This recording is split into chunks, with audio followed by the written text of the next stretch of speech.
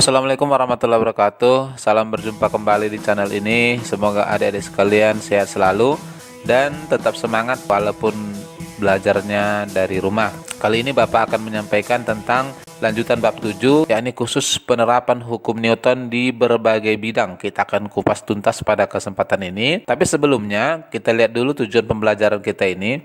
Setelah mengikuti pembelajaran, siswa diharapkan mampu: 1. Menerapkan hukum Newton dalam bidang datar, licin, dan kasar.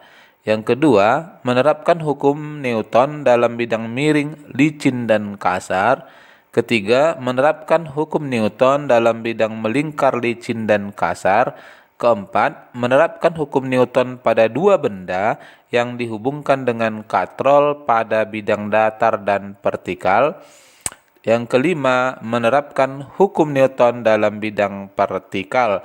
Ya, inilah tujuan pembelajaran kita pada kesempatan ini. Kita akan kupas lebih jauh. Sebelumnya Bapak akan review kembali ya tentang konsep yang sebelumnya Bapak sampaikan. Untuk penerapan hukum Newton, hukum 1 itu adalah dipergunakan pada sistem kesetimbangan. Dalam hal ini tidak ada gerak benda, hanya setimbang sehingga sigma F sama dengan 0. Boleh Fx sama dengan 0 atau di bidang vertikal Fy sama dengan 0. Lalu untuk hukum 2 dan 3 Newton akan kita pergunakan ketika bendanya bergerak dengan percepatan konstan, baik di bidang datar, miring maupun vertikal seperti yang akan kita bahas. Langkah-langkah yang akan kita pergunakan ini penting nanti agar kamu bisa mengikuti tahapan demi tahapan penyelesaiannya. Yang pertama adalah kita identifikasi dan kita gambarkan semua gaya yang bekerja pada benda. Ini dulu kita gambarkan. Setelah itu mengidentifikasi semua gaya yang searah atau berlawanan arah berdasarkan hukum 3 Newton. Dan yang terakhir adalah menerapkan hukum 2 Newton dengan menggunakan sigma F sama dengan M dikali A dan menentukan besaran yang ditanya. Inilah 3 langkah kita dalam penyelesaian semua kasus-kasus yang berkaitan dengan hukum-hukum Newton ini. Kita akan lihat yang pertama di bidang datar ya, adalah benda pada bidang datar licin. Nah, ini sebuah benda, satu gaya dulu kita lihat. Sebuah benda bermassa M diletakkan di bidang licin kemudian ditarik dengan gaya F. Maka gaya yang ada di sini hanya satu sehingga langsung dapat kita tentukan bahwa A sama dengan F per M. Lalu kalau untuk dua gaya atau lebih seperti ini, benda diletakkan di bidang datar, ditarik F1 ke kanan, F2 ke kiri ya, licin, maka dalam hal ini percepatan kita tentukan dengan menggunakan A sama dengan sigma F per M. Dalam hal ini resultannya adalah boleh F1 kurang F2 per M. Dalam hal ini yang perlu diingat arah gerak akan searah dengan gaya yang memiliki nilai terbesar. Yang ketiga adalah gaya yang membentuk sudut arah horizontal. Misalnya gambar ini, sebuah benda ditarik dengan gaya F membentuk sudut terhadap bidang horizontal. Maka dalam hal ini kita harus uraikan dulu gaya F ini ke arah bidang vertikal dan bidang horizontal.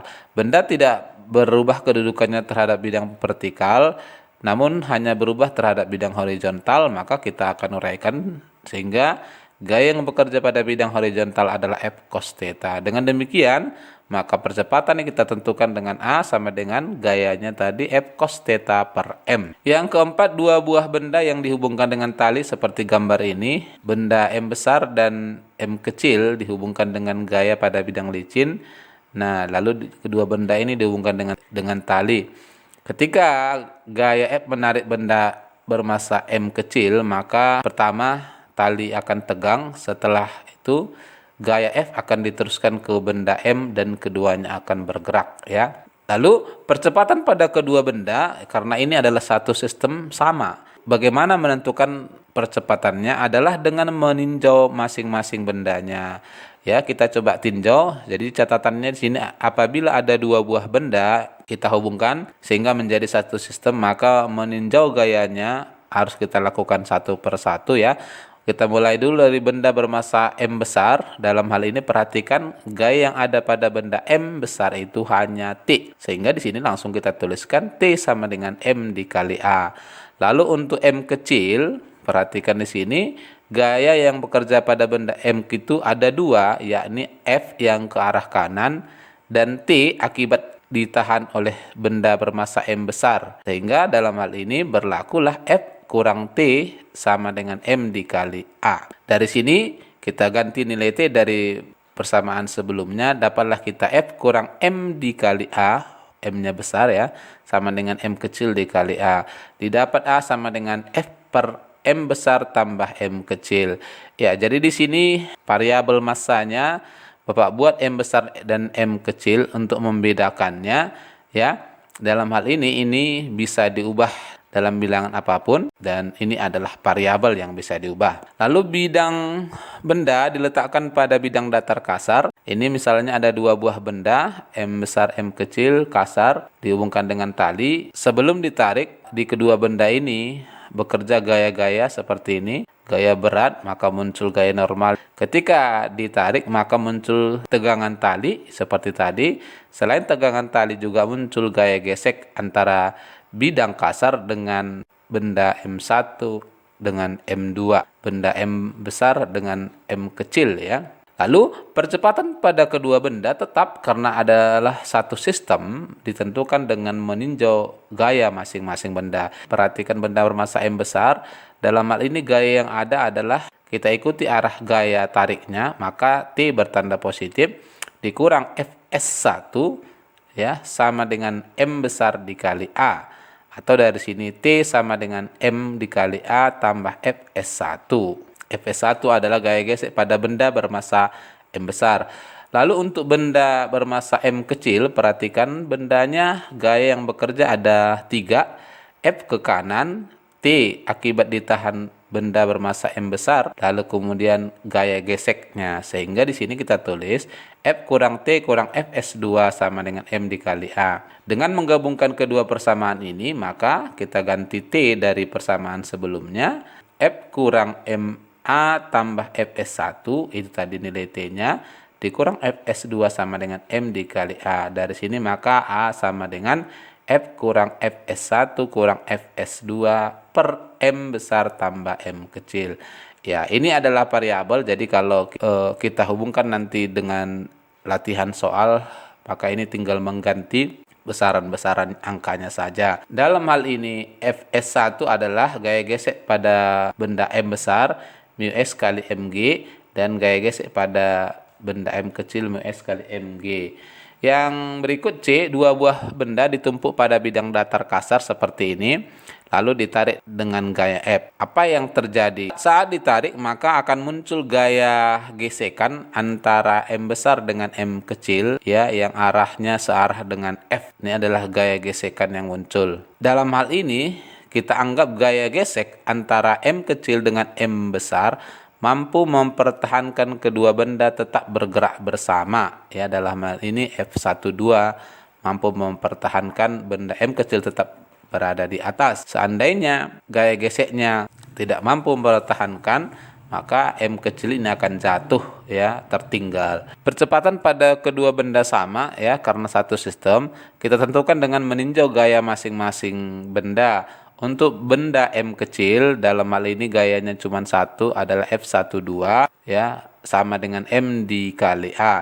Lalu untuk benda M besar berlaku F sama dengan massa total gabungannya M tambah M besar kali A. Dalam hal ini A sama dengan F per M besar tambah M kecil. Nah, dengan menggabungkan kedua persamaan ini, maka F12 bisa kita hitung adalah M dikali A, hanya tadi F per M besar tambah M kecil. Dalam hal ini F12 adalah gaya gesek minimal yang mempertahankan kedua benda tetap menyatu. Tuh. Yang kedua kita lanjut pada bidang miring. Kita mulai dulu bidang miring licin. Ini sebuah benda bermassa M diletakkan pada bidang miring dengan sudut kemiringan theta. Maka gaya yang muncul di sini adalah saat diletakkan gaya berat W.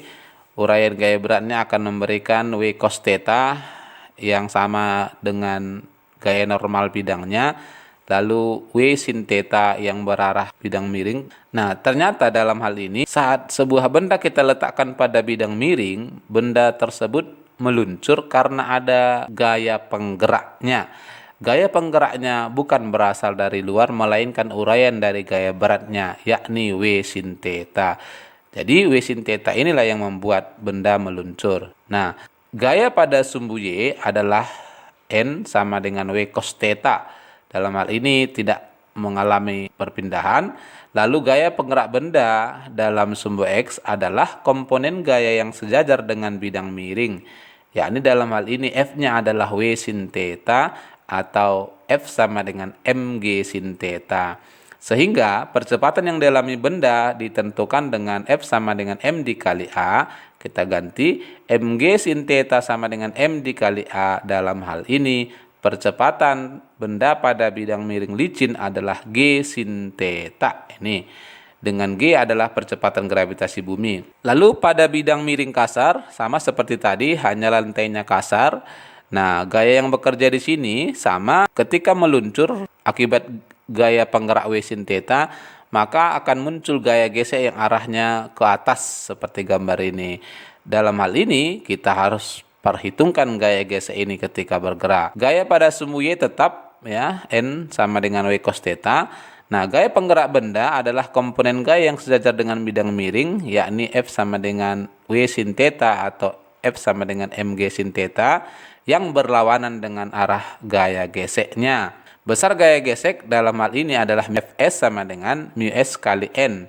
N tadi adalah mg cos theta, maka gaya geseknya adalah mu S kali mg cos theta. Sehingga percepatannya kita tentukan dengan hukum 2 Newton. Kita gabungkan mg sin theta yang berarah ke bawah kurang Fs yang ke atas sama dengan M dikali A. Dalam hal ini kita dapatkan mg sin theta dikurang mu S mg cos theta. Kita substitusi gaya geseknya sama dengan M dikali A. Maka percepatan pada bidang miring kasar dapat kita tentukan dengan A sama dengan G sin theta kurang mu S cos theta. Inilah besar percepatannya. Yang ketiga, bidang melingkar. Nah, biasanya ini kita pergunakan untuk menentukan kecepatan maksimum yang diperbolehkan saat melewati tikungan. Sering sekali terjadi peristiwa sebuah mobil slip atau tergelincir pada tikungan disebabkan kecepatannya melebihi kecepatan yang diperbolehkan pada tikungan tersebut.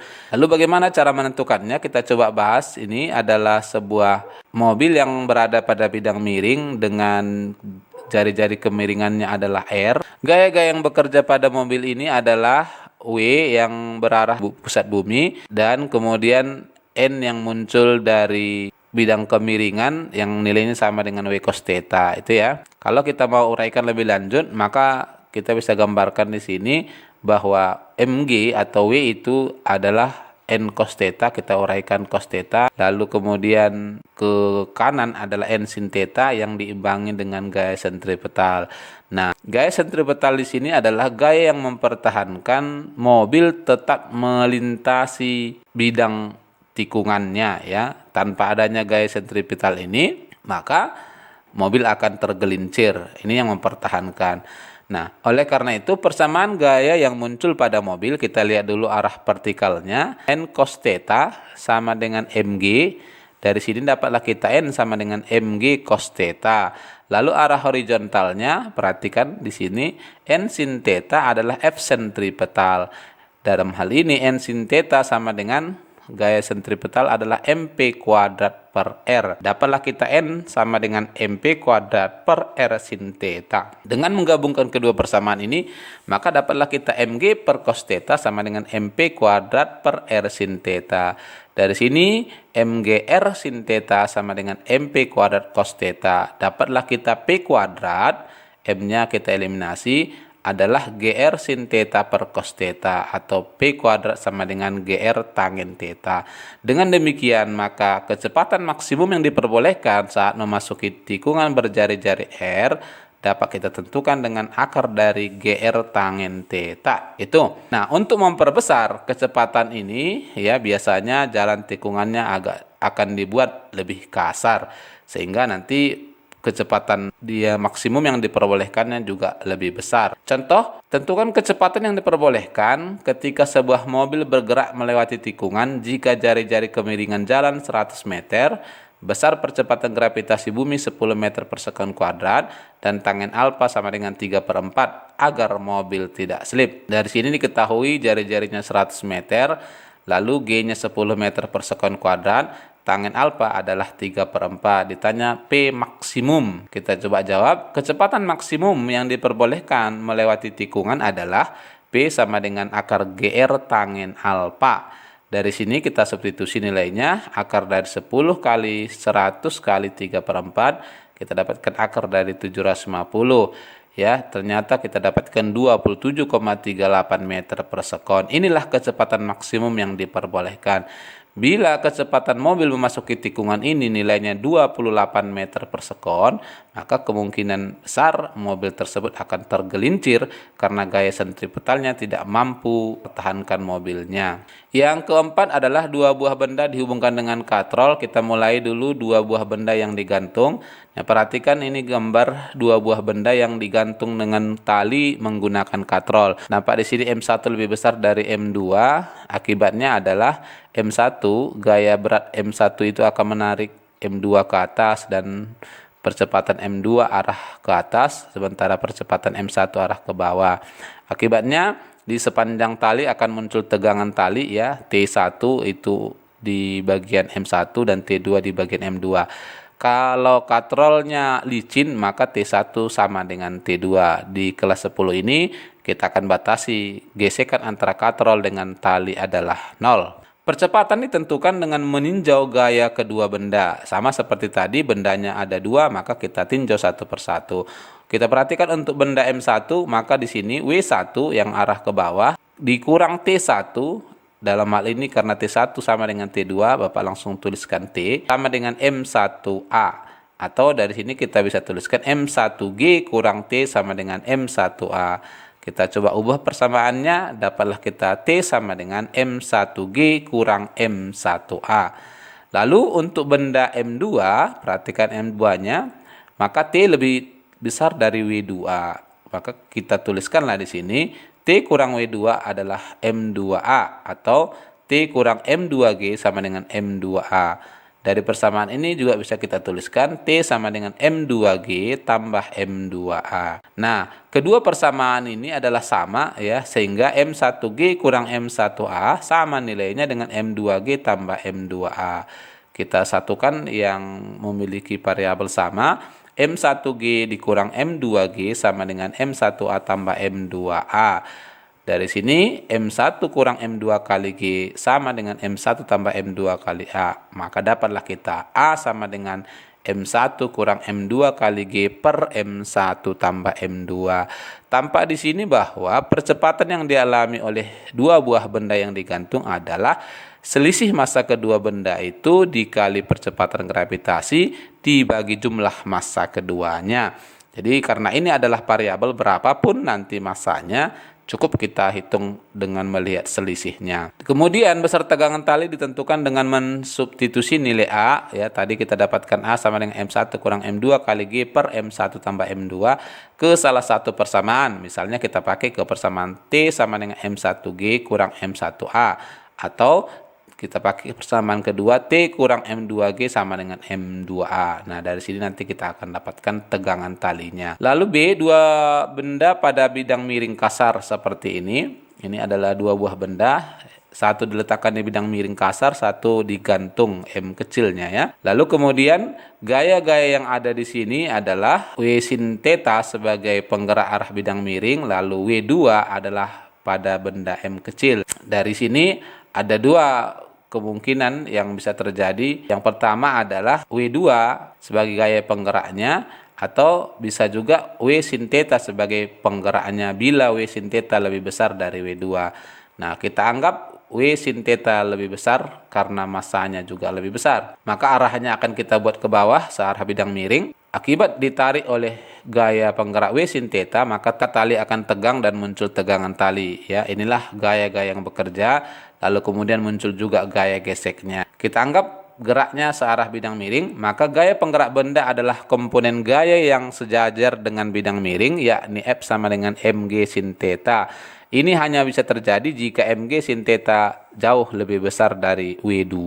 Kalau W2 lebih besar, nanti arah gayanya bisa berkebalikan. Besar gaya gesek Fs adalah mu s kali mg cos theta, sehingga gaya yang dialami masing-masing benda adalah, untuk benda pertama kita lihat dulu M kecil, perhatikan M kecilnya, maka T yang lebih besar ya, kurang W2 sama dengan M dikali A, kita dapatlah T sama dengan MA tambah MG, karena W2 itu adalah MG. Lalu untuk benda bermassa M, perhatikan, maka gaya yang ada adalah yang menggerakkan mg sin theta, yang menguranginya kurang Fs kurang T akibat W2 sama dengan M dikali A. Atau dari sini mg sin theta kurang mu S mg cos theta sebagai gaya geseknya, kurang MA tambah mg sebagai T-nya tadi, sama dengan M besar dikali A. Dapatlah kita mg sin theta kurang mu S kali M besar G cos theta kurang M kecil G sama dengan M besar tambah M kecil kali A. Dari sini maka dapatlah kita nilai A sama dengan G dikali M besar sin theta kurang mu S M besar cos theta kurang M kecil per M besar tambah M kecil. Yang berikut dua benda pada bidang datar kasar seperti ini. Dua buah benda diletakkan di atas meja, namun mejanya kasar. Gaya yang ada di sini adalah W2, kemudian gaya beratnya ya, W1 akibat benda yang diletakkan di atas meja, kemudian muncul gaya normal N. Dalam hal ini, karena benda diletakkan di bidang datar, ini tidak akan mampu menarik W2, justru W2 sebagai gaya penggeraknya. Sehingga muncullah gaya di sini, W2 akan menarik benda bermassa M besar, muncul tegangan tali dan muncul gaya gesek antara benda M besar dengan meja. Gaya penggerak benda adalah komponen gaya W2 ya, sehingga besar gaya gesek pada benda M dengan meja kita bisa tentukan konsep gaya geseknya mu S kali mg. Sehingga gaya yang dialami masing-masing benda kita akan tinjau. Yang pertama kita tinjau benda bermassa M kecil. Perhatikan benda bermassa M kecil, W2 dikurang T yang arah ke atas sama dengan MA. Dari sini kita dapatkan T sama dengan MG dikurang MA. Lalu benda bermassa M besar, perhatikan T dikurang Fs sama dengan M besar kali A, atau T sama dengan M besar A tambah mu S kali M besar G. Kita gabungkan kedua persamaan ini ya, Mg kurang Ma sama dengan M besar A tambah mu S M besar kali G. Atau kalau kita mau satukan variabel yang sejenis, dapatlah kita Mg kurang mu S kali M besar G sama dengan M kecil A tambah M besar A. Dapatlah dari sini bahwa A sama dengan G dikali M kecil dikurang mu S kali M besar per M tambah M. Inilah percepatan yang dialami sistem bila diletakkan seperti gambar. Contoh ini, perhatikan gambar. Jika bidang miring licin, koefisien gesekan katrol dengan tali diabaikan, kemudian benda M1 4 kg, M2 6 kg, serta percepatan gravitasi bumi 10 meter per sekon kuadrat, tentukanlah besar percepatan dan tegangan tali yang muncul pada sistem. Baik, kita jawab. Dari sini diketahui gambar. M1 4 kg, M2 6 kg, G 10 meter per sekon kuadrat, kemudian θ-nya adalah 30 derajat. Ditanya A, percepatan, B, tegangan tali. Oke, kita jawab menggambarkan gaya dan arah gaya yang bekerja pada sistem. Itu adalah pekerjaan kita yang pertama, kita gambarkan. Maka gaya-gaya yang muncul di sini adalah seperti ini. W1 sebagai gaya penggeraknya, maka muncul tegangan tali ya, dan akan muncul juga gaya yang berarah bidang miring W sin theta. Dalam hal ini adalah W2 sin theta yang memperlambat ya. Nah, gaya pada M1, perhatikan benda M1 adalah W1 dikurang T sama dengan M1A, atau dari sini M1G kurang T sama dengan M1A. Kita masukkan nilai M-nya 4 kali 10 kurang T sama dengan 4A, atau T sama dengan 40 kurang 4A. Lalu gaya pada M2, perhatikan T dikurang W2 sin theta sama dengan M2A. T kurang M2G sin 30 derajat sama dengan M2A. Kita substitusi nilainya. T dikurang M-nya tadi 6 kali 10 kali sin 30 adalah setengah sama dengan 6A. Dari sini T sama dengan 6A tambah 30. Kita gabungkan kedua persamaan, maka 40 kurang 4A sama dengan 6A tambah 30. Kita dapatkan 40 kurang 30 sama dengan 6A tambah 4A. Dapatlah kita dari sini A 1 meter per sekon kuadrat. Dengan demikian maka B untuk tegangan talinya kita pakai salah satunya. Kita pakai misalnya 40 kurang 4A. Maka T sama dengan 40 kurang 4 kali 1, dapatlah kita T 36 Newton. Nilai ini juga akan sama kalau kita menggunakan persamaan kedua, yakni T sama dengan 6A tambah 30. Contoh kedua, perhatikan gambar. Jika koefisien gesekan bidang 0,25 dan percepatan gravitasi bumi 10 meter per sekon kuadrat, dalam hal ini sin 37 adalah 0,6 dan cos 37 adalah 0,8. Tentukan gaya F minimal yang dibutuhkan untuk menahan balok agar tidak meluncur ke bawah. Dalam hal ini diketahui gambar M-nya 8 kg, mu S 0,25, G 10 meter per sekon kuadrat, lalu theta 37 derajat. Ditanya F minimal. Oke, kita coba jawab. Kita gambarkan dulu gaya-gaya yang bekerja ya, seperti ini gayanya. Gaya normal pada bidang adalah W cos theta. Gaya yang berarah ke bawah adalah W sin theta. Kemudian akan muncul gaya gesek Fs yang berarah ke atas melawan W sin theta, dan karena nilai Fs tidak sama dengan W sin theta, dibutuhkan gaya luar yang disebut dalam hal ini adalah F. Dari gambar, agar balok tidak meluncur ke bawah atau bergerak, maka sigma F sama dengan 0. Dalam hal ini sesuai gambar, F yang berarah ke atas tambah Fs dikurang W sin theta sama dengan 0, atau F tambah Fs sama dengan W sin theta. Ya, gaya minimal yang dibutuhkan dalam hal ini adalah F. Kita tentukan dengan W sin theta kurang Fs. Kita substitusi. F sama dengan mg sin 37 kurang mu s kali n. N-nya adalah W cos theta, kita substitusi. Maka F sama dengan mg sin 37 derajat dikurang mu s kali W cos 37. Kita dapatkanlah nilainya F sama dengan 8 kali 10 kali 0,6 dikurang mu s-nya tadi 0,25 kali M8 kali 10 kali cos 37 0,8. Ternyata F 32 Newton. Dengan demikian gaya yang minimal yang dibutuhkan agar balok tidak meluncur ke bawah adalah 32 Newton ya. Yang kelima, gaya tekan kaki pada alas lip.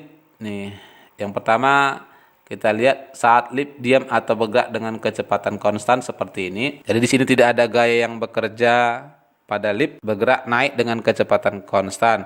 Saat lip diam atau bergerak dengan kecepatan tetap, maka percepatannya adalah 0. Dalam hal ini sigma F sama dengan 0. Maka N sama dengan mg. Dengan M adalah massa penumpang lip. Gaya normal N dalam hal ini adalah gaya reaksi dari gaya tekan kaki penumpang pada alas lip dan bukan gaya reaksi dari berat penumpang. Saat lip diam atau bergerak dengan kecepatan tetap, maka gaya tekan penumpang sama dengan gaya beratnya ya. Jadi gaya normal di sini adalah reaksi dari kaki penumpang terhadap alas lip. Lalu B, saat lip bergerak naik. Nah, seperti ini lip bergerak dengan percepatan A, maka dalam hal ini sigma F sama dengan M dikali A. Agar naik tentunya sesuai gambar N harus lebih besar dari W. Sehingga di sini N dikurang W sama dengan M dikali A. Atau N sama dengan MA tambah MG ya. N sama dengan MA tambah W. W adalah MG. Dapatlah kita N sama dengan M dikali G tambah A. Dalam hal ini N adalah gaya tekan kaki penumpang terhadap lipnya. Itu kalau naik. Lalu saat lip bergerak turun nih dengan percepatan A, maka tetap bergerak sigma F sama dengan M dikali A. Agar ini terjadi maka W harus lebih besar dari N. Sehingga W dikurang N sama dengan M dikali A. Dalam hal ini gaya tekan kaki penumpang terhadap alas lip adalah mg kurang ma atau M kali G kurang A. Lebih kecil saat bergerak turun. Yang terakhir adalah gaya pengereman pada bidang datar. Ini menentukan besar gaya pengereman yang dilakukan salah satunya adalah pesawat dengan kecepatan, massa, dan panjang lintasan tertentu. Misalnya seperti gambar ini, sebuah pesawat mendarat dengan kecepatan awal adalah 100 meter per sekon, kemudian bergerak sepanjang lintasan 1200 meter dengan harapan setelah menempuh 1200 meter pesawatnya sudah berhenti. Lalu berapa gaya pengereman yang dilakukan oleh pesawat? Saat mendarat, pesawat memiliki kecepatan P0 hingga berhenti, maka PT sama dengan 0. Berdasarkan konsep GLBB, maka perlambatan dalam hal ini A sama dengan PT kurang P0 per T. Nah, variabel T dalam hal ini tidak bisa kita tentukan. Kita akan pergunakan variabel jarak dengan menggunakan persamaan GLBB. PT kuadrat sama dengan P0 kuadrat kurang 2AS. Kita dapatkanlah di sini A sama dengan P0 kuadrat per 2S karena PT sama dengan 0. Dan gaya pengereman kita tentukan dengan F sama dengan M dikali A. Jadi A-nya tadi kita masukkan ke hukum 2 Newton. Contoh ini dari gambar tadi, P0-nya adalah 100 meter per sekon dan S-nya 1200 meter. Maka A dari sini adalah P0 kuadrat per 2 kali S. Kita masukkan nilainya. P0-nya adalah 100, kita kuadratkan per 2 kali 1200. Ternyata A adalah 4,17 meter per sekon kuadrat. Ini adalah perlambatannya. Dengan demikian maka menentukan gaya pengereman yang dilakukan pesawat itu adalah F sama dengan M dikali A. Bergantung pada massa pesawat tersebut. Nah, barangkali untuk penerapan hukum Newton ini sampai di sini. Untuk selanjutnya kamu bisa perkuat menggunakan konsep-konsep ini ke soal-soal latihan yang ada di evaluasi bab di buku paketmu. Barangkali demikian. Assalamualaikum warahmatullahi wabarakatuh.